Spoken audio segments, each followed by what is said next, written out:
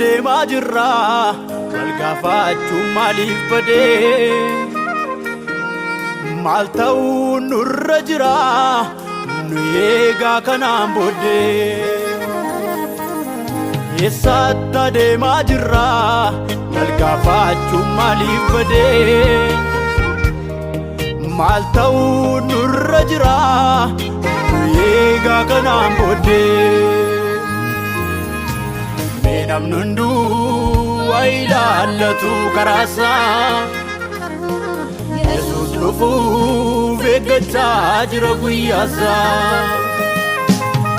namni hunduu waa ilaallatu karaasaa Yesuus dhufuuf eeggachaa jira guyyaasaa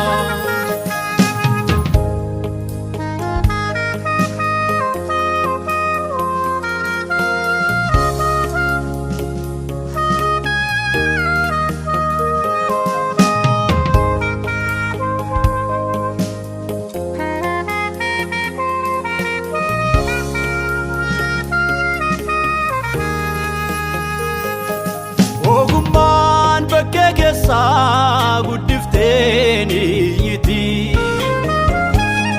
walgayii hundumaa keessaa sagalee dhageessifti mataa namoota hundarraa sagalee ishee dhaga'ama amma yoomitti jireenyi keenya gowwummaadhaan oofama waa hubachuun wallaalchisee isa gooftaan nurraa barbaadu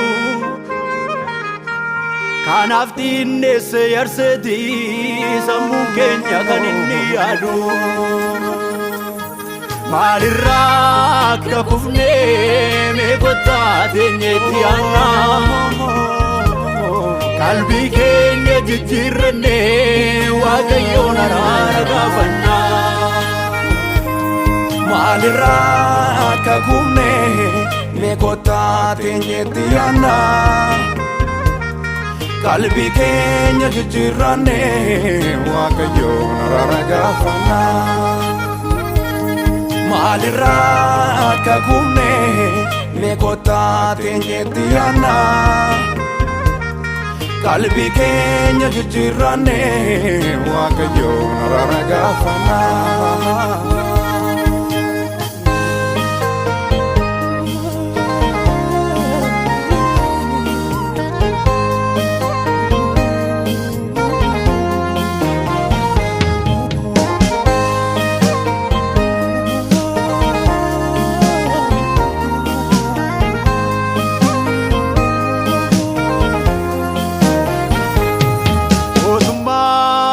Waaqayyoon dhufaa yeroon beekamnetti fagaannee utuu hin deemini ofa ilaallu iddoo jirrutti dhaabbataan of ilaalu yaratteetti bara keenya caalcheedhanii fiiguunis rakkoo qabaam jara keenya ammayyuu wanti barbaachisu maal akka ta'etu nuun galle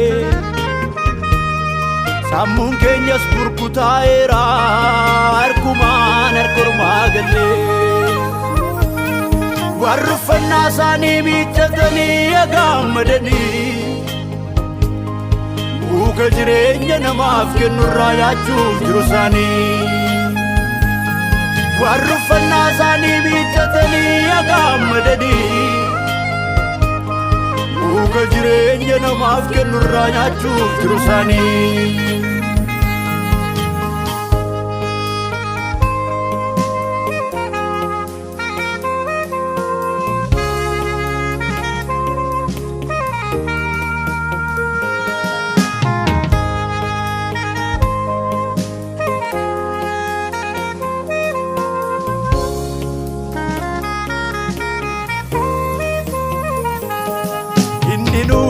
maasuu kuni yoo ta'e dhimma sawaa garraa